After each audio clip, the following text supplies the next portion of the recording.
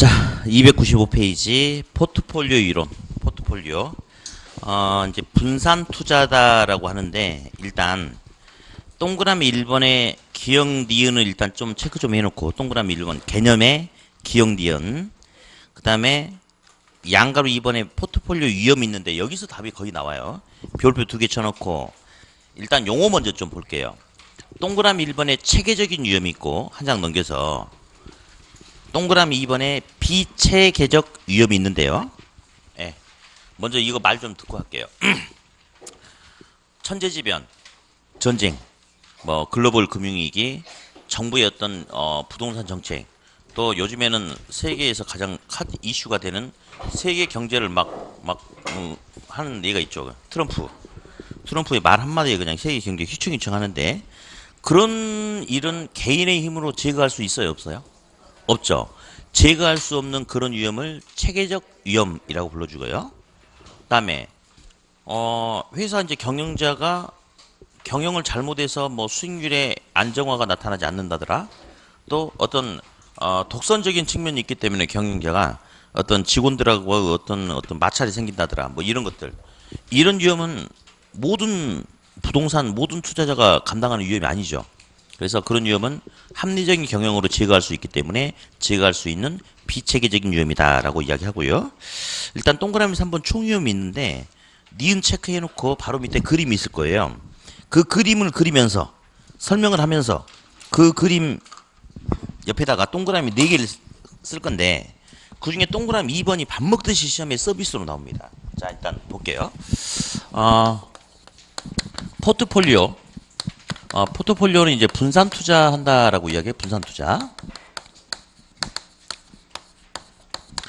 먼저 목적은 위험을 제고 또는 감소시키는 게 목적인데 여기서 말하는 위험은 이제 어떤 식의 위험을 제거시키는 거냐면 투자자라는 사람이 자기 돈을 가지고 있는데 이 돈 가지고 투자를 해서 자기가 목표했던 안정적인 수익률 10%를 달성하고자 하는 게 목표인데 A에다가만 투자한다면 자기가 원했던 수익률을 10%를 기준으로 어떤 사건이 생기면 더 많이 나와버릴 수도 있고 까먹어버릴 수도 있대요.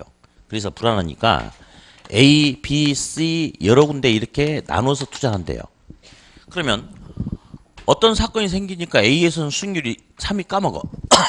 근데 나머지에서는 수익률이 오히려 더 커져가지고 까먹은 거 다른 데서 메꿀 수 있다. 이런 조합을 하겠대. 예를 들어서 자동차 회사하고 삼천리 자전거 회사를 같이 투자를 한대. 그러면 유가 변동이라는 측면에서 봤을 때 국제 유가가 급등했대. 그러면 자동차의 판매 수익이 줄겠죠. 자동차에서는 까먹어. 근데 오히려 자전거는 더 잘 팔릴 수 있겠죠. 그러면 똑같은 사건에 의해서 한쪽은 까먹는데 다른 쪽은 더 벌어서 메꿔줄 수 있겠죠. 그런 조합이라면. 그래서 이렇게 한다면 당초 투자자가 원했던 수익률 10%를 기준으로 편차가 크지 않게끔 만들어내는 거. 이게 바로 분산 투자가 목적입니다. 우리 시험에서 원하는. 네. 다음 두 번째. 그러면 위험은 어떤 위험들이 있느냐. 이제 위험의 종류를 볼 텐데. 자, 투자함에 따라서 분산 투자함에 따라서 총 위험의 크기는 어떻게 달라지는지 한번 볼 텐데요. 투자 자산 조합을 다양하게 할수록 투자에 수반되는 총 위험이 점점 이렇게 줄어든대요.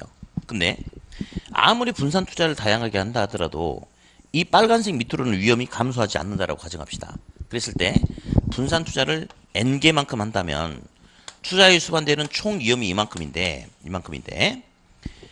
근데 이 상태에서 투자 자산을 더 많이 집어넣어도 즉 포트폴리오 자산을 더 많이 이렇게 구성한다 하더라도 빨간색 밑에 있는 이 위험의 크기는 변함이 있어요, 없어요? 변함이 없죠. 똑같죠. 똑같다는 것은 제거된다, 안 된다.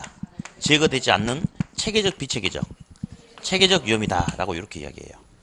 근데 빨간색 위에 있는 이 부분은 분산 투자 조합을 다양하게 할수록 위험이 점점 감소하고 있어요. 제거되고 있죠. 제거 가능한 비체계적인 위험이다 라고 이렇게 이야기하거든요. 그러면 이제 동그라미 4개가 나옵니다. 자, 첫 번째 안 쓰신 분 써놓으세요. 분산 투자를 다양하게 할수록 투자에 수반되는 비체계적인 위험이 점점 감소한다. OX. O. 거의 대부분 틀린 거 고르시 해가지고 여기서 서비스 문제를 계속 줍니다. 계속. 예. 그래서 두 번째 체계적인 위험이 감소한다면 OX X 요거 체계적인 위험이 감소한다면 안 돼요. 네. 다음에 어디 가끔 요것도 나오기도 하지만 절대적으로 A입니다. 자, 모든 위험이 점점 감소한다. OX 안 됩니다. 모든 위험이 감소한다는 것은 비체계적인 위험도 감소하고 체계적인 위험도 같이 감소하니까 안 돼요. 그런데 총 위험이 점점 감소한다면 OX 그건 오겠죠? 오겠죠? 단연코 요겁니다. 요거. 이제 요약집 작업을 하고 있는데 그래도 오늘도 잠 안 자고 날 새고 버스에서 잠깐 자고 왔는데요. 근데 이거 좀 구성을 좀 제가 해서 어떻게 구성하고 있냐면 이렇게 우리 어떤 뭐 책 내용이 있으면 그 소 제목별로 그 내용별로 밑에다가 여지껏 시험에 한 15년 이내에 출제됐던 지문들 또 한번 우리가 봐야 될 지문들 만들어가지고 지문을 싹 넣어놨어요. 나중에 그 지문만 죽자사자 파면 합격하는데 아무 문제 없을 거야. 아무 문제. 그래서 열심히 하세요. 그리고 보면 거기 보면요. 제가 이제 작업을 하다 보면 너무 심할 정도로 똑같은 지문이 많이 나와요. 심지어는 토시도 안 틀리고 완전히 똑같은 지문도 있고 막 그런 것들이 되게 많거든요. 그래서 아무튼 나중에 그거 보시면 합격하는데 지장 없을 것 같아요. 네. 자, 다음 이제 세 번째 상관계수라는 용어가 있어요. 상관계수.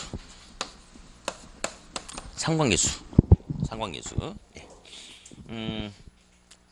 투자 대안의 어떤 수익률의 변동 양상이 유사하게 나타나느냐 그렇지 않느냐를 보여주는 게 상관계수인데 만약에 현대자동차하고 기아자동차를 같이 분산 투자했다. 그럼 둘은 상관성이 높겠어 낮겠어? 높죠. 예. 수익률이 커지면 같이 커지고 작아지면 같이 작아지고. 예. 다음에 전기 장판 회사하고 아이스크림 회사 같은 경우는 이제 계절을 놓고 본다면 여름에는 전기 장판 안 팔리죠. 아이스크림 잘 팔리죠. 겨울에는 반대가 되죠. 그러면 이런 애들은 상관성이 낮다. 그렇게 이야기해요. 자, 일단 한번 보죠. 그러면 상관계수. 갑돌이하고 을돌이가 있는데 갑돌이는 의류회사하고 음료수 회사에 투자한다라고 하고요. 을돌이는 아이스크림 회사하고 그 다음에 음료수 회사에 투자한다라고 하고 참고로 의류회사는 회사의 매출 수입이 가을부터 다음에 거의 1월 말, 2월 초까지가 전체 매출액의 70%가 팔립니다. 그 정도 이상이. 여름에는 반팔 쪼가리 팔아봐야 돈 안 되는 거예요. 예. 자, 그러면 어디? 우리 계절 가지고 이야기해 볼게요. 계절. 여름이면 매출 수입 줄죠. 매출 수입 커지죠. 네. 겨울이면 매출 수입 커지죠. 매출 수입 감소하죠. 그렇죠. 그러면 이런 구성이라면 수익률의 변동이 서로 유사해요, 달리 나타나요? 달리 나타나죠. 양의 관계, 음의 관계. 음의 관계 나타나죠. 이런 경우는 투자 대안의 수익률의 변동이 서로 달리 나타나기 때문에 상관성이 낮다라고 이야기해요. 이렇게 포트폴리오 조합을 해야지 좋죠.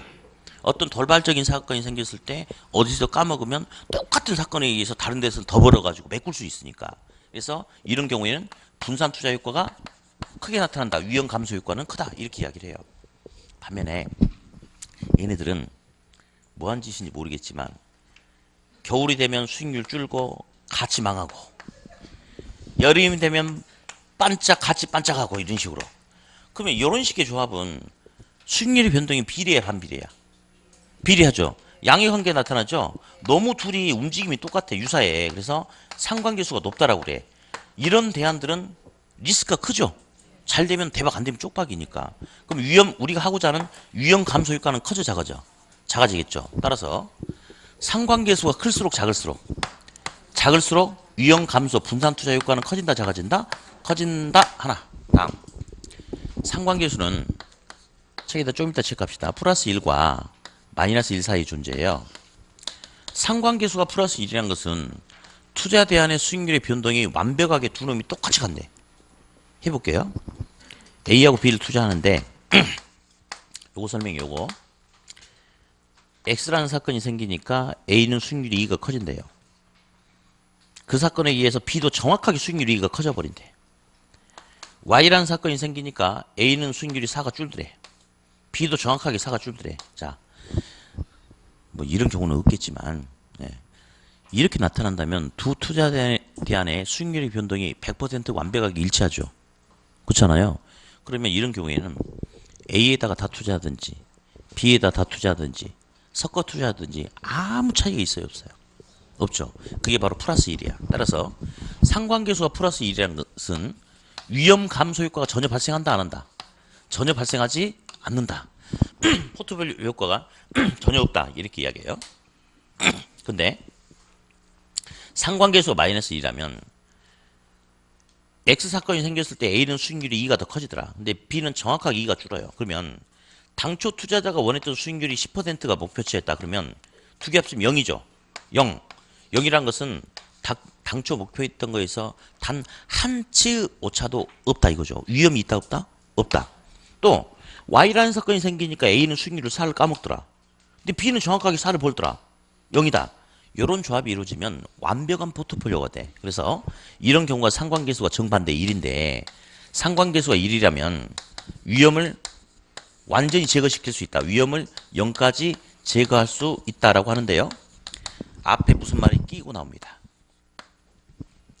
앞에 체계적 위험이란 말이 들어가면 맞아요, 틀려요? 그럼 틀리겠죠. 비체계적인 위험이라면 맞죠. 그래서 상관계수가 마이너스 1이라면 비체계적인 위험을 0까지 제거할 수 있다라고 이야기해요. 자, 이제 우리 이거 볼게요. 상관계수가 낮을수록 좋아요. 낮을수록. 근데 상관계수가 만약에 1이 최고인데 마이너스 0.34라든지 또 그냥 0.12도 괜찮죠. 근데 0.78, 0.86 이렇게 커질수록 위험 감소 효과는 커진다, 작아진다? 작아지는 거죠. 상관계수가 커지면 오히려 위험 감소 효과는 줄어들죠. 없대요, 줄어든대요. 그래서 이제 무슨 말이 가끔 나오냐면 상관계수가 낮을수록 위험 감소 효과는 커지는데 상관계수가 높더라도 역시 위험 감소 효과, 분산 효과가 나타나요. 조금 나타나. 조금. 어디? 현대자동차하고 기아자동차는 동일한 자동차 업종이잖아요. 상관계수가 높아. 근데 분산 투자하면 분산 효과는 나타날 수 있어요, 없어요? 있어. 서로 다른 회사니까. 조금. 그래서 무슨 말하고 싶냐면 상관계수가 낮은 게 좋은데 상관계수가 높더라도 뭐만 아니라면 플러스 1만 아니라면 분산 투자 효과는 발생할 수 있다 없다? 발생할 수 있다. 그런 식의 지문이 가끔 떠준다는 거. 네. 그래서 상관계수 봤고요. 그 다음에 이제 효율적 프론티어라는 게 있어요. 효율적 프론티어. 뭐 효율적 전선 또는 효율적 프론티어가 있는데 우리 책 한번 찾아볼까요? 일단 잠깐만요. 396페이지 296페이지. 예. 맨 밑에 동그라미 니은 체크하시고요. 니은. 그다음에 297페이지 동그라미 2번에 기억 니은 있는 내용 다 읽으세요. 지금 제가 설명 다 한 거거든요. 2번에 있는 거 다 있고요. 그다음에 참고하기 뭐 공분산 이런 거는 시험에 안 나오니까 냅둬버리고 밑에 이제 있죠. 이제 건드리지 마세요. 지워버리세요. 이제 맨 밑에 이제 요거 맨 밑에 이제 요거 나오면 시험장에서 못 풉니다. 시간 내에 못 풀어요. 하지마. 이거 언제 나온 거냐면요. 15회 시험 들어보셨죠? 엿먹으라고 낸 시험. 하지 마세요. 복습도 하지 마. 왜냐면 풀 수 있거든요. 근데 풀 수 있는데 이 중에 한 절반 정도만 풀고요. 그리고 또 시간이 많이 뺏겨. 그러니까 이런 가능성이 낮고 실제 시험에서 시간을 많이 뺏기는 문제는 아예 나오면 찍는 거야. 그리고 안 나온다고 생각하시면 돼요. 보지도 마세요. 네. 보지도 말라고 그랬는데 물어보러 오면 확 물어버릴 거예요. 이제 확 물어버릴 거예요. 다음 299페이지 하단부에 동그라미 2번에 효율적 전선, 효율적 프론티어 나왔을 거예요. 밑줄 그어놓고 안 쓰신 분들은 제가 불러줄 테니까 쓰세요. 그 제목에다가 가장 좋은 투자점을 연결한 곡선. 가장 좋은 투자점을 연결한 곡선.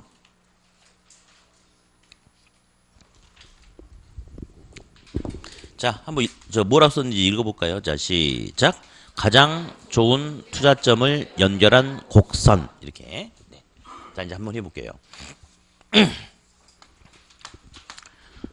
위로 올라갈수록 수익률이 점점 이렇게 커지더라. 오른쪽으로 갈수록 표준편차 위험이 점점 커지더라. 여기를 원점이라고 그래요. 원점. 원점은요 0이야 0. 그냥 0이 원점이 0. 갑돌이, 일돌이, 병돌이가 고수업을 치는데 갑돌이가 기본 3점이 났어요. 근데 갑돌이가 과감하게 수톱 해버리면 이 상태에서 추가적인 위험 부담은 전혀 없지요. 대신에 추가적인 수익도 전혀 없고 그냥 0이야. 근데 갑돌이가 고민하다가 에이씨 원고 이렇게 한 거예요. 원고. 에이씨 하고 원고했대. 기분 좋게 원고를 해야지 왜 A씨를 했나 알고 봤더니 갑돌이가 바닥에 똥상피가 깔린 거예요. 근데 이게 어떤 놈이 한번 먹어서 뻑이 전혀 안 나는 상황인데 자기가 들고 있어. 근데 옆에 놈이 홍단을 2개를 먹어놓은 상태야. 그러니까 똥을 보면 달리고 싶고 홍단 2개 깔린 거 보면 멈추고 싶고 그랬는데 이 홍단에 의한 고박슬 위험보다는 저 똥이 눈에 앞에서 아른거린 거야. 그래서 A씨 하고 돌았어 이렇게. 근데 다행히 안 걸렸어. 났어요. 그러면 원고를 했다는 것은 위험 부담을 하겠다. 아무런 대가 없이 위험 부담하지 않지 않겠습니까? 그래서 원고를 통해서 내가 잘하면 뭐 한 6점은 벌 수 있을 것 같다. 그래서 원고를 했대요. 근데 또 났어요. 근데 또 망설이다가 아이고 이게 내 운명인가 보다 돌아 하고 투를 한 거야. 왜 그랬냐? 팔광이 또 깔린 거예요. 또 자기 들고 있는데. 근데 여전히 을돌이 옆에 있는 놈은 하나만 먹으면 내가 독박 쓴 상황이거든. 그래 돌았어. 그러면 투구라면 아까보다 위험이 더 커지죠. 대신에 보상 수익도 더 커질까요? 그렇죠. 그래서 이런 점들을 전부 연결한 곡선을 효율적 프론티어 또는 효율적 전선이라고 그랬는데 저도 막 이것저것 복잡한 거 그리기 싫어서 제가 아까 뭐라고 썼는지 다시 한번 읽어볼게요. 시작. 좋은 투자점을 연결한 곡선. 그 한마디면 복잡하게 그릴 필요가 하나도 없어요. 우리 지금 위험과 수익과 관계에서 이야기하거든요. 위험하고 수익. 그러면 가장 좋다는 것은 한번 해보자. 위험 부담을 하면 수익을 가져가는 거고 수익을 가져가기 위해서는 위험 부담을 해야 되고 그러면 동일한 위험 상태에서 가장 좋은 점이니까 얻을 수 있는 최고의 수익일까요? 최저의 수익일까요? 최고의 수익을 연결한 곡선이다. 가장 좋은 거 맞아요? 좋아. 다시. 그러면 동일하게 가져갈 수 있는 수익을 바탕으로 부담해야 되는 최고위험, 최저위험, 최저의 위험을 연결한 곡선이다. 이것보다 더 좋을 수는 없잖아. 됐죠? 그러니까 굳이 그림 그릴 필요도 없습니다. 노란색이 시험에 훨씬 더 일반적입니다. 노란색. 빨간색은 대비용이야. 대비용. 다시. 효율적 프론티어는 주어진 상태에서 가장 좋은 투자점을 연결한 곡선이라는 것은 위험과 수익에서 가장 좋다는 것은 동일한 위험 부담을 통해서 가져갈 수 있는 최고의 수익을 동일한 수익을 가져가기 위해서 부담해야 되는 최저의 위험을 연결한 곡선이다. 그렇게 알아두시고 다음 효율적 프론티어가 오른쪽 위로 이렇게 올라가고 있어요. 흔히 우리는 이렇게 이야기를 해요. 우상 향하는 형태를 띠고 있다라고 이야기해요. 우상향하는 형태를 띠고 있다 이렇게. 맞죠? 근데 우상향하려면요. 요점이 이쪽으로 가야지. 이런 데로 가면 우상향 안 하거든. 이렇게 가야지 우상향이 되거든. 그래야지 연결하면. 그럼 이 점이 이렇게 간다는 것은 종전보다 수익률이 커진다 작아진다. 대신에 위험 부담도 커진다. 결국 효율적 프론티어가 우상향한다는 것은 위험이 커지면 수익도 커진다. 더 많은 수익을 얻기 위해서는 더 많은 위험 부담이라. 위험과 수익은 무슨 관계? 비례하는 관계다. 이것도 시험에 수도 없이 나오죠. 자, 그런데 요즘에는 종종 뭐가 나오냐면 작년에는 그냥 위험과 수익이 비례한다 이렇게만 나왔지만 종종 자 위험은 체계적인 위험과 비체계적인 위험이 있다라고 아까 들어봤잖아요. 근데 아까 책 어딘가에 체크를 했어. 위험은 수익은 어떤 위험과 비례한다고 그랬죠? 아까 책 어딘가 체크돼 있어요. 네. 그래서 지금 기억이 안 나도 괜찮아요. 머릿속에서는 사라졌지만 책에 남아있거든. 그럼 되는 거야, 그러면. 예. 그래서 체계적 위험과 수익이 비례한다. 이렇게 이야기하는데 왜 그런지 한번 봅시다. 60층짜리 건물에 A라는 사람의 사무실이 여기 있어요. A가 아침에 출근하다 보니까 며칠 전에 1층에서 갑돌이가 유리창을 열심히 닦고 있는 거야. 그래서 나도 언젠가는 갑돌이한테 내 사무실 유리창 닦는 거 좀 맡겨야겠다 이런 생각을 했어요. 그래서 A가 갑돌이한테 물어봤어. 하루 일당 얼마냐 했더니 10만 원이래요. 그래서 명함 하나 받아가지고 또 물어봤어. 내가 60층짜리 건물 소유자인데 저 나중에 60층도 혹시 닦을 수 있냐 했더니 뭐 돈만 주면 닦아준대요. 그래가지고 매출에 황사 현상이 너무 심해가지고 A가 갑돌이 불렀어요. 너 내일 여기서 유리창 닦을 수 있냐 했더니 닦을 수 있대. 아, 잘됐다. 그러면 너 그때 일당 10만 원이라고 그랬으니까 내가 10만 원 줄 테니까 유리창 닦아줘. 그러면 갑돌이가 뭐라고 했어요? 이 양반이 뭐 장난하나 그럴 거 아니에요. 10만 원은 며칠 전에 저기 추락이 위험이 전혀 없는 1층에 했던 소리고 층수가 높아지면 높아질수록 추락이 위험이 커져야 작아져요. 커지죠. 그러니까 당연히 그에 대한 보상을 더 줘야 돼, 안 줘야 돼? 줘야 돼. 이거는 어쩔 수 없는 체계적인 위험이니까 그에 대한 보상을 주는 거 당연합니다. 준다 그랬어. 그랬더니 갑돌이가 주시는 김에 좀 더 주셔야 된대. 뭐냐 했더니 오늘 다대포에서 친구가 광어를 잡았는데 그거 가지고 친구들끼리 모여서 오늘 참카를 밤새도록 마시기로 했대. 참카. 이게 뭔지 모르죠? 알아? 그쵸. 소맥, 참이슬 카스죠. 이걸 밤새도록 마시기로 했다는 거야. 그러면 오늘 밤새도록 술을 먹으면 술이 덜 깨가지고 내일 추락의 위험이 더 커질 수도 있으니까 더 달라. 자, 이거는 체계적 비체계죠. 얘는 술은 안 먹으면 해결되는 거거든요. 이런 비체계적인 위험에 대한 보상은 주는 거다, 안 주는 거다? 안 주는 거다. 따라서 위험이 커질수록 수익도 커지는데 비체계적인 위험이 커져야지 수익이 커지는 것이 아니고 어떤 위험이? 체계적인 위험이 커져야지 수익이 커진다. 따라서 수익과 비례하는 위험은 어떤 위험이? 체계적인 위험이 수익과 비례한다. 라고 하고 여기 칠판 봅니다. 가끔 나오는 게 하나 있어요. 가끔. 예. 효율적 프론티어하고 투자자 무차별 곡선이라는 게 있어요. 투자자 무차별 곡선이 뭔지 물어보지도 않아. 예. 그래서 최적의 포트폴리오는 두 곡선이 크로스되는 이 지점이 아니고 접하는 점, 이 지점에서 최적의 포트폴리오가 결정이 된다는 거. 그래서 우리 책 좀 다시 볼까요? 299. 효율적 전선 밑에 체크했죠? 동그라미 기억 체크, 니은 체크. 자, 니은의 두 번째 줄에 보니까 우상향이란 말이 있을 거예요.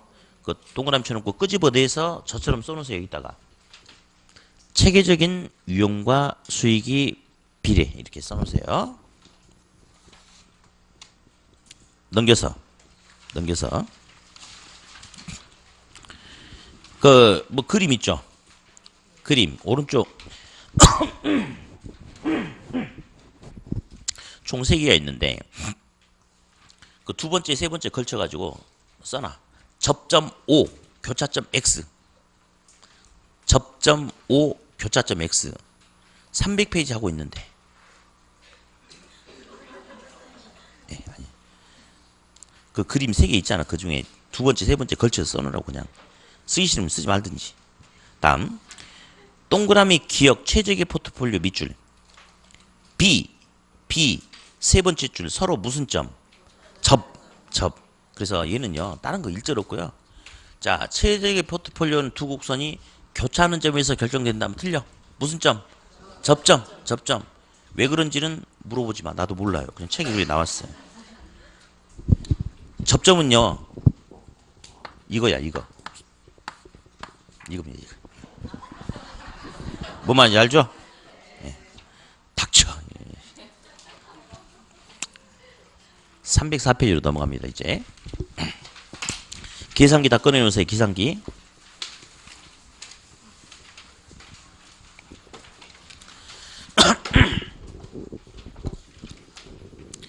자, 이제 뭐 할 거냐면요.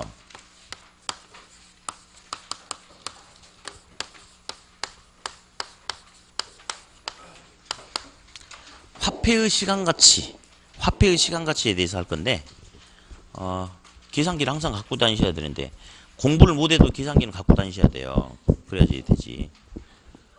근데 나는 왜 그렇게 갖고 다니라고 해도 안 갖고 다니는지 모르겠네. 이제 아마 이 중에는 계산 문제 나오면 에이씨 안 해 라고 이미 생각하신 분들이 계실 수 있겠죠, 당연히. 근데 생각하고 행동하는 것은 뭐 본인들의 자유니까 뭐라고 하진 않는데, 나는 좀 그래요. 저는 이제 여기도 연고도 없고 그러니까 이제 우리들이 만났지만, 뭐 이제 시험 끝나면 또다시 이렇게 얼굴 스칠 기회도 없을 거 아니에요. 저도 뭐 대낮에 돌아다니는 것도 아니니까 돌아다니면서 만날 일도 없고. 근데 이제 스쳐가는 인연이 돼도 그래도 뭐 같이 공부를 했으면 이렇게 합격을 좀 많이 하고 나갔으면 좋겠다, 이런 생각이 당연히 드는 건데, 근데 계산 문제가 기본 10문제에다가 지문에 한두 개씩 더 넣으니까 10개, 11개, 12개가 기본적으로 계속 나와요. 그런데 그 중에 솔직히 3개, 4개만 맞춰도 합격하는데 지장이 없어요. 그러면 어려운 걸 맞춰라, 그건 아니에요. 그게 아니고, 작년에 이제 계산 문제가 어렵다라고 좀 많이 했는데 그렇지 않았어요. 일부는 어려웠고 일부는 전혀 공부를 안 하는 학생도 맞힐 수 있는 계산 문제 나오거든요. 그래서 작년에 나왔던 시험 문제 한번 써볼게요.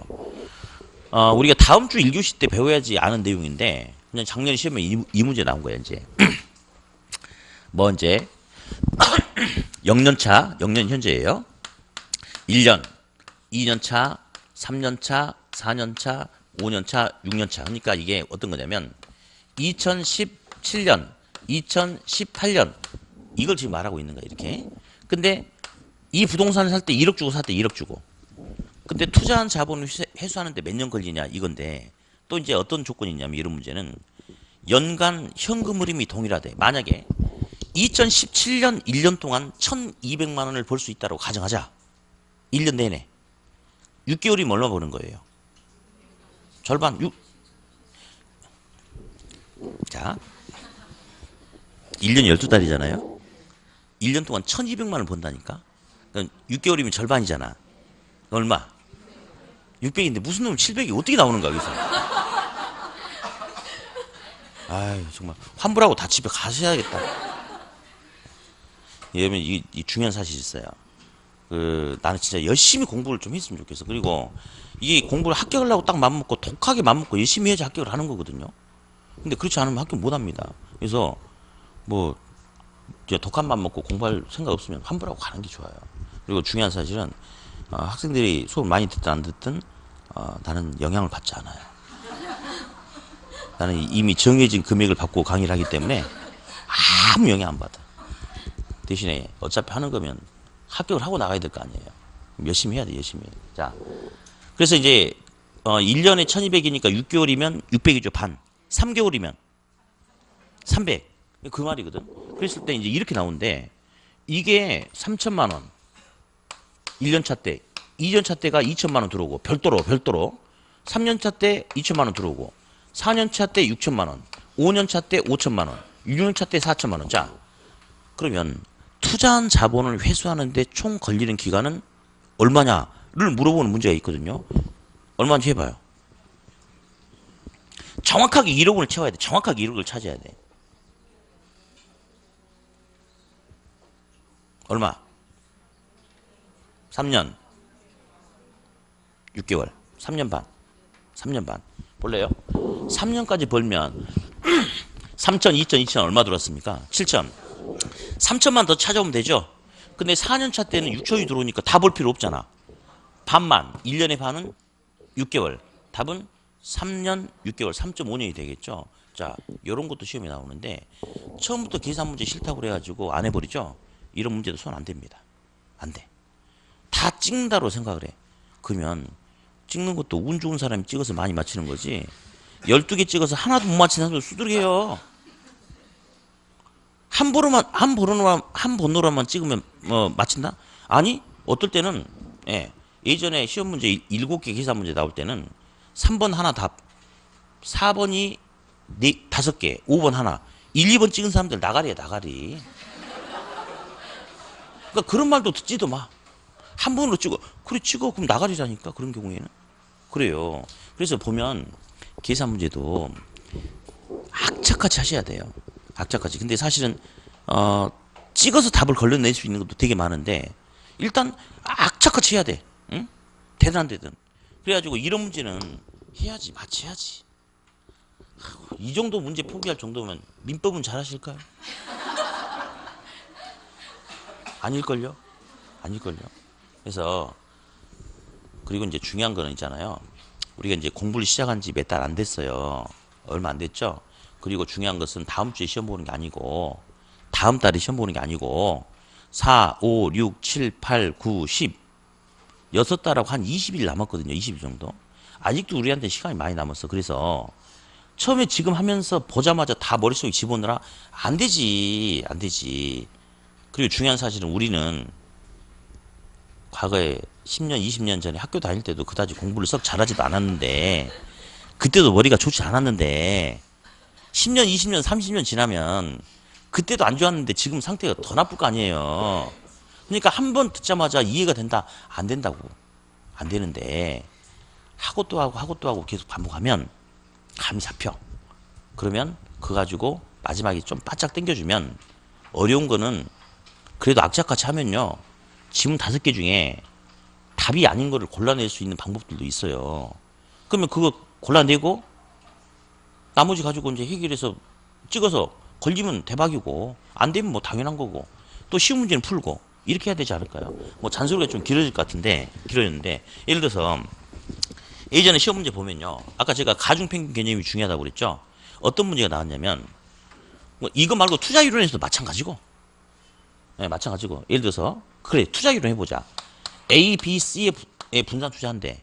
근데 포트폴리오를 하는데 A에다가는 투자 자금의 30%를 투자하고 B에다가는 50% 투자하고 C에다가는 20% 투자한대. 예상 수익률이 A가 20%, B가 15%, C가 예상 수익률이 10%가 이상된대. 그랬을 때 섞어 투자하는 포트폴리오 기대 수익률 구하시오. 자, 그럼 볼게. 섞어 투자하죠? 그러면 최저 수익률이 얼마야? 10. 최고 수익률은? 이 사이에 나와야 돼. 이 사이에.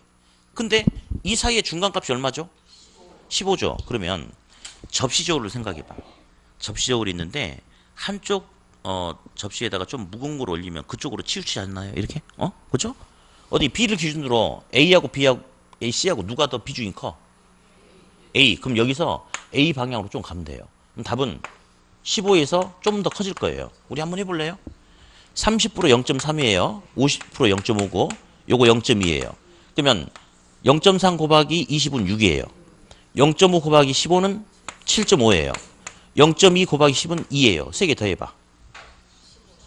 15.5죠. 그러니까 좀 더 크잖아. 이렇게. 이렇게. 예. 또 예전에 이제 또 감정평가에서 나왔던 문제는 예를 들어서 자, 전체 자금 중에 자기 지분이 뭐 40%고 은행에서 대출을 60% 받고 투자한다. 그랬을 때 지분 투자자가 원하는 지분 배당 수익률이 뭐 10%고 은행이 원하는 저당 수익률이 5%다. 이랬을 때 종합자본 환원율을 구하시오. 그랬는데 1번 4%, 2번 5%, 4번 예 10%, 5번 만약에 12%다 이렇게 나오진 않았지만 이렇게 나왔다고 하자. 그럼 여기서 1번, 2번, 4번, 5번 다 답이 안 돼요. 가장 낮은 수익률과 높은 수익률을 섞어 투자하는 거잖아요. 그러면 값은 5 이하 값은 안 돼. 5보다 커야 돼 일단은. 10보다는 작아야 돼. 그러니까 다 답이 안 되는 거예요. 다 답이 안 되는 거야. 그러면 다시 해볼게. 그러면 어디 다시 해보자. 그러면 그건 답이 안 되고 2번 지문. 자 2번 지문 어디 10과 5의 중간값이 얼마예요? 7.5죠. 2번은 7.5다. 3번은 예를 들어서 7이다. 4번은 8이다. 여기서 또 걸러낼 수 있어요. 5와 10의 중간값이 얼마예요? 7.5죠. 근데 누구의 비중이 더 커? 저당의 비중이 더 크죠. 7.5를 기준으로 저당 쪽으로 가. 그러면 숫자가 더 작아지죠. 그러면 여기서부터 조금 작은 게 답이 될 거예요. 예. 자, 7이 답이 될 거예요. 7이. 그러면 이것도 답이 안 되고 이것도 답이 안 되고 이렇게 걸러내서 할 수 있는 것들도 있어요. 그러니까 아무튼 잔소리 안 할 테니까 합격하려면 아무 소리도 하지 말고 그냥 열심히 하셔야지. 뭐. 열심히 안 하고 합격할 수는 전혀 없어요. 예. 그러니까 제가 자꾸 수업 시간에 농담처럼 그러죠. 10년 전에 공부를 하지 그랬냐. 그러면 하죠. 근데 진짜로 10년 전하고 지금하고는 차이가 되게 커요. 예. 그런데 10년 전에 하고 지금하고 문제의 어떤 난이도 수준이 높아졌는데 합격하는 데는 아무 차이가 없어요. 10년 전에도 학계론의 난이도 상중하가 있었겠죠? 지금도 난이도 상중하가 있죠? 달라지는 건요. 난이도 상의 일부 계산 문제들이 많이 이렇게 복잡해졌다. 이거 빼고 나머지 옳은 것은 틀린 것은 나오는 난이도 하는 중하는요. 10년 전에도 75% 그리고 맨날 나왔던 그 지문들만 10년이 지난 지금도 난이도 중하는 똑같은 비중에 똑같은 거의 저질 수준의 지문들만 계속 나오는 것들 나와. 그러면 10년 전하고 지금하고 차이가 어떤 차이냐면요. 10년 전에 공부를 아주 잘했던 학생이 학계로는 95점 맞는다. 그 학생이 타임머신 타고 와가지고 지금 풀면 90점, 85점 맞는다. 이 차이만 있고 10년 전에 공부를 아주 잘하지 않았던 보통의 학생은 어차피 그때도 난이도상 찍을 거 아니야. 타임머신 타고 지금 와도 난이도상은 찍는 거예요. 그러면 난이도상의 차이는 공부를 아주 잘하는 학생들 외에 나머지한테는 의미가 없어. 변화가 없어. 왜? 그 사람들 어차피 난이도상 못 하잖아 잘. 그러면 난이도 중하는 10년 전하고 지금하고 문제 수준이 똑같아요. 계속 똑같은 지문이 반복되거든. 예. 그래서 아무튼 열심히 하면 합격할 수 있으니까 악착같이 하려고 그러고 이제 계산기 안 갖고 다니면 야 다음부터 이제 여러분들이 제 성격을 잘 몰라서 근데 제 성격이 그렇게 좋은 성격이 아니에요. 이제 여기는 올해 처음 오고 그래서 그냥 조용히 수업하고 있고 그러는데 앞으로 수업 들어오지 마세요 이제 계산. 여러분 수업 안 들어도 나는 상관없다고 그랬죠. 들어오지 마. 그래서 앞으로 다음 주부터는 계산기를 쓰든 안 쓰든 계산기를 기본적으로 갖고 다녀야지 안 갖고 다니면 어떻게. 그래서 계산기 안 갖고 다니는 사람들은 수업 시간에 들어오지 말 거. 아주 좋죠. 예, 나는 상관없어. 자, 이제 오해하지 마시고 저는 우리 학생들하고 공부하면서 합격증을 손에 쥐어주고 싶은 그 생각 외에는 없어요. 예, 그러니까 꼭 하세요. 자, 이제 화폐의 시간 가치란 것은 돈이 있는데 시간의 흐름 속에서 돈의 가치가 커질 수도 있고 작아질 수도 있다 이 말인데요. 자, 이자율이란 말 들어봤을 거예요. 이자율은 현재의 돈의 가치가 나중에 이자가 붙어서 커지게끔 하는 역할을 하는 게 이자율이라고 하고, 할인율은 몇 년 후에 돈의 가치를 깎아내려서 현재 가치로 깎아내리려고 하는 게 할인율이에요. 그런데 이제 사실은 개념도 다르고 영어로 표기하는 것도 인터레스트 레이트, 디스카운트 레이트 분명히 둘이 다른데도 불구하고 우리 시험은 그냥 이자율과 할인율은 동일한 용어라고 취급합니다. 예? 자, 그러면서 이자 개념 먼저 한번 가볼까요? 현재 100원이란 돈이 있는데 이 100원이란 돈을 1년 동안 은행에 집어넣고 나서 찾겠대. 근데 은행은 10% 이자를 주겠대. 그러면 1년 후에 찾으면 원금 100원에 이자 10원 합쳐서 얼마를 받을 수 있을까요? 110원을 받을 수 있겠죠? 자, 이 110원은요. 원금 100원에다가 이자 10원 더해가지고 110원이 되는 거예요. 맞죠? 맞죠? 그럼 이거 계산할 때 어떻게 하는 거냐면 원금 100원에다가 곱하기 1 하면 얼마일까요? 그래요. 1은 원금이거든요. 그러면 곱하기 1이든 나누기 1이든 1은 원금이니까 그냥 그거 똑같아. 근데 10%를 더한다? 이자가 붙는다? 그러면 곱하기 0.1이 붙어진대. 그러면 100원에다 1.1을 곱하니까 110원이 된대. 자, 어디 계산기에다가 일단 100원 쳐보세요. 계산기에다 100원 쳐보세요. 곱하기 1.1 한번 해볼게요. 그러면 110원 나오죠? 그래서 앞으로 이렇게 할 거예요. 따로 공식을 생각하지 않고, 자, 이자율이 10%면 곱하기 1.1, 이자율이 20%면 곱하기 1.2. 근데 1년 물어보면 곱하기 1.1 한 번 하면 되는데 2년 후의 가치가 얼마냐? 그러면 우리는 복리 계산이야. 그러면 곱하기 1.1을 그냥 두 번 하면 돼. 지금 몇 번 돼 있어요? 한 번 돼 있죠. 거기다 한 번 더 곱하기 1.1 쳐보면 121원이 되죠. 그렇게 한다. 자, 그러면 현재 1억 원이란 돈이 있는데 이자율 10%일 경우에 5년 후의 가치가 얼마냐라고 물어보면 일단 1억 쳐봐요. 계산기에다가 1억 쳐보세요.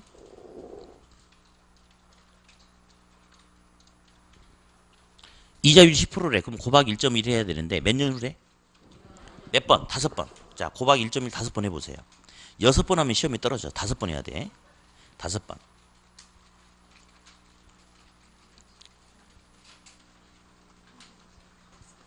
그럼 시험이 떨어지는 거야. 그렇게 하면. 얼마 나와요? 한 1억 6,100 얼마 이 정도 나오죠? 그러니까 공식 같은 거 생각하지 말고 그냥 이자율이 10%면 곱하기 1.1, 20%면 곱하기 1.2. 1년이면 한 번, 4년이면 4번, 5년이면 5번. 선생님 15년은요 안 나와요. 그런 거 안 나와요. 안 나옵니다. 5년도 너무 심해. 통상 3년이거든요. 근데 뭐 그까짓 거 뭐 계산기 해주면 되는 거지 뭐. 자, 이렇게 했고요. 이번에 이제 할인의 개념 볼게요. 할인. 1년 후에 121원을 받을 수 있는 어음수표가 있었다. 이거 가지고 온전하게 121원을 받으려면 1년을 기다려야 되는데 지금 당장 급해서 현재 돈으로 찾으려고 한다. 그러니까 안 기다리고 찾으려고 하면 까고 줄 거 아니에요. 깎고. 그쵸? 그래서 할인율이 만약에 10%라고 하자. 그럼 어디? 할인해 볼게요. 121원 치세요. 121. 나누기 1 하면 얼마일까? 121원입니다. 왜냐면 1은 원금이니까. 근데 할인하면 금액이 작아지겠죠. 작아지려면 분모가 커져야 돼. 그러면 할인율이 10%면 1에다가 10% 0.1 더해서 1.1로 나누는 거예요. 나누기 1.1 쳐보세요. 110원 되죠. 그래서 할인율이 10%면 나누기 1.1, 20%면 나누기 1.2, 7%면 나누기 1.07인데 만약에 2년 후에 121원을 할인율 10%로 적용했을 때 현재 가치가 얼마냐 하면 나누기 1.1을 몇 번 하면 돼? 2번. 지금 한 번 했죠? 한 번만 더 나누기 1.1 쳐보면 100원이 되는 거죠? 그래서 할인은 그렇게 하면 돼. 작년 기출문제. 5년 후 1억 원이 예상되는 토지가 있다. 할인율이 7%일 때 현재 가치가 얼마인지 계산하고자 한다. 일단 1억 쳐봐요. 1억을 일단 치세요. 1억을. 예. 할인율이 몇 %랍니까? 그러면 나누기 1.07을 5번 하면 되겠죠. 해보세요. 나누기 1.07 5번. 6번 하면 떨어지는 거예요. 나누기 1.07 5번.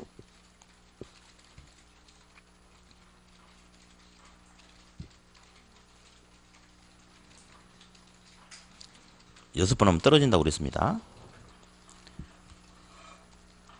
얼마 나와요? 7,100 얼마 나옵니까? 예, 줘보세요. 예, 7,120 얼마 이렇게 나올 거예요. 예. 근데 며칠 전에 제가 엄청난 놀라운 발견이 있어요. 예. 일단 다시 1억 쳐보세요. 1억. 나누기 1.07 나누기 1.07 5번 해야 되죠? 나누기 1.07 한번 쳐볼게요. 예. 나누기 1.07만 한 번만 쳐보세요. 그러면 9,345만 얼마 나오죠? 근데 이제 몇 번 남았어요? 4번 남았죠? 그러면 이꼴만 쳐. 이제 4번 눌러봐. 이꼴만. 하나, 둘, 셋, 넷 하니까 7,129만 얼마 이게 나오고 이렇게. 돼요? 안 되는 학생도 있고 되는 학생도 있어요. 일단은 뭐 카시오라든지 좀 좋은 그나마 좀 괜찮은 계산기 쓰는 학생들은요 안 돼요. 왜냐하면 좀 좋은 계산기는 뭐가 안 되냐면 이렇게 우리가 이렇게 계산기에다 값을 묶거나 그러니까 계산기를 가지고 누르다가 잘못 버튼을 눌러버릴 수 있잖아요. 그러니까 그렇게 실수하지 않게끔 값을 묶거나 그러면 그런 계산기들은 또다시 나누기 1.07이라는 수식을 집어넣어야지만이 반응을 해주는 거예요. 좋으니까 그래. 좋으니까 그래. 근데 어떤 계산기냐면 이런 막계산기 있죠. 이름도 족보도 없는 막계산기 이런 것들. 요 요거는 그런 기능이 없어. 그래가지고 할인할 때 그냥 요거는 되고 다른 뭐 이렇게 조금 더 괜찮은 계산기는 그거 되나요? 안 돼요, 안 돼. 그러니까 아니 이게 그러니까 좀 좋은 계산기는 그 숫자를 잡아주는 기능이 있단 말이에요. 좋은 기능이지 사실은. 근데 그런 기능이 있으니까 자 입을 닥치시고. 네? 그 좀 좋은 계산기는 그런 게 안 되고 이런 막 계산기 있잖아요. 이런 계산기는 싸니까 그런 기능까지 어떻게 다 집어넣겠어. 그래서 이런 막 계산기는 그런 기능이 있다는 거. 그래서 아무튼 뭐 그렇습니다. 근데 사실 시험장에서는 이런 게 제일 좋아요. 이렇게. 네, 그래요. 그렇게 활용하세요. 근데 저도 이걸 어떻게 알았냐면 집에서 이제 뭐 자료 만들고 있는데 이제 뭐 이렇게 할인하고 뭐 하고 계산기 누르고 있는데 우리 애가 갑자기 오더니 아빠 뭐야 하고 툭 눌러버린 거야. 야씨 하고 이제 아빠 금방 놀아줄게 좀 이따 가라고 그랬어요. 그래가지고 봤더니 숫자가 달라져 있는 거야. 그래가지고 내가 한번 해봤더니 나도 16년 강의하면서 처음 알았어요. 처음 알았어요. 그래가지고 그러구나. 우리 애한테 큰 도움을 받은 것 같아. 그래서 아무튼 그런 게 있으니까 그냥 어떤 계산기만 가능하다? 막 계산기. 예. 그분들은 뭐 나중에 이런 식의 문제가 나오면 그냥 굳이 뭐 1.07 이렇게 하지 않고 이렇게 그냥 풀어주면 돼요. 근데 이런 스타일의 그러니까 똑같이 나누기 1.07을 몇 번을 계속 눌러야 되는 문제들이 제법 있거든요. 그러니까 뭐 알아서 선택을 잘 하시기 바래요. 뭐 그냥 그렇게 누르든지 또 누르든지 차이는 별로 없겠지만 아무튼 그런 기능이 있다. 자 그러면 이자율과 할인에 대한 개념을 들어봤죠. 그러면 잠깐 휴식했다가 이제 자본 환원 계수에 대해서 알아보죠. 네.